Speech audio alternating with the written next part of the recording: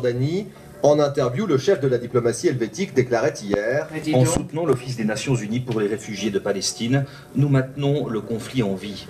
Longtemps, cette organisation a été une solution. Aujourd'hui, elle fait partie du problème. Créée en 1949, après le premier conflit israélo-arabe, l'UNRWA a pour mission de répondre aux besoins des réfugiés palestiniens en matière d'éducation, de santé et de services sociaux. 700 000 à l'époque, ces réfugiés sont aujourd'hui au nombre de 5 millions. Pour Ignacio Cassis, l'UNRWA ferait miroiter l'illusion d'un retour irréaliste, au risque de rompre la neutralité et peut-être la collégialité du Conseil fédéral. Quand un conseiller fédéral s'exprime, a priori, il s'exprime au nom du collège. Donc on ne peut pas dire comme ça que ce qu'il a dit violerait la collégialité. Peut-être bien que les propos d'Ignacio Cassis rompent avec le discours traditionnel qu'on a tendance à entendre dans les médias. Il est un peu moins langue de bois, il constate clairement les choses. Et je pense qu'à ce titre-là, il mérite d'être soutenu. Et c'est ce qui me plaît chez mon ministre des Affaires étrangères. Quand on sait que la Suisse a soutenu l'UNRWA, quand on sait que c'est un Suisse, M. Krembühl, qui est à la tête de l'organisation, on ne peut quand même pas prendre par derrière et par le revers les propres institutions qu'on a soutenues pendant si longtemps. C'est pas forcément un changement de la politique suisse, c'est un changement du discours d'un chef du DFA, parce que ses prédécesseurs ne tenaient pas ce discours. Est-ce que c'est le discours du Conseil fédéral? Je pense pas. Le président de la Confédération s'est entretenu ce jour avec Ignacio Cassis. Résumé de la chancellerie. Il ressort de cet échange qu'il n'y a pas de changement concernant le soutien à l'UNRWA, partenaire stratégique de la Suisse, qui joue un rôle essentiel pour la stabilité de la région et la lutte contre la radicalisation. Un recadrage, poli, mais un recadrage. Jean-Philippe Chalère, c'est surprenant qu'un ministre des Affaires étrangères dans un pays comme la Suisse prenne une position aussi tranchée.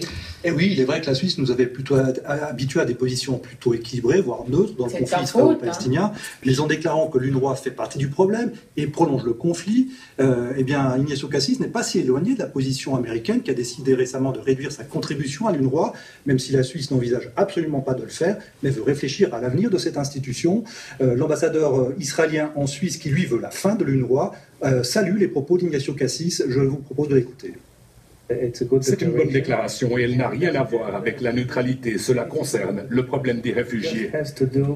Celui qui souhaite le résoudre, celui-ci devrait démanteler l'agence de l'ONU pour les réfugiés palestiniens et prendre réellement soin de ces réfugiés comme il faut. Évidemment, la réaction est bien différente du côté palestinien. Oui, j'ai eu au téléphone Elias Sambar, l'ambassadeur palestinien à l'UNESCO.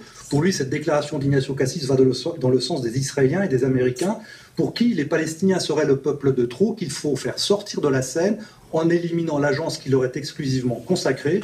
Mais pour le représentant palestinien à l'ONU, l'essentiel, c'est que la Suisse maintienne son aide. On l'écoute. C'est étrange et surprenant d'entendre ça de la part de son Excellence, le conseiller fédéral. Nous sommes des gens pragmatiques, nous comprenons bien que le retour de 5 millions de réfugiés en Israël est difficile, voire impossible. Mais il y a une solution politique à cela. Alors oui, une solution à deux étapes pour Pierre Krembühl, le Suisse qui dirige l'UNRWA. Il a réagi tout à l'heure chez nos confrères de Forum en se disant surpris des propos d'Ignacio Cassis, mais sur son site, eh bien, la récente rencontre avec le chef du DFA n'est absolument pas mentionnée. Par contre, on le voit en compagnie du président turc Erdogan qui lui a évidemment réaffirmé son soutien aux Palestiniens. C'est peut-être une manière de dire aussi son désaccord. Merci beaucoup, Jean-Philippe.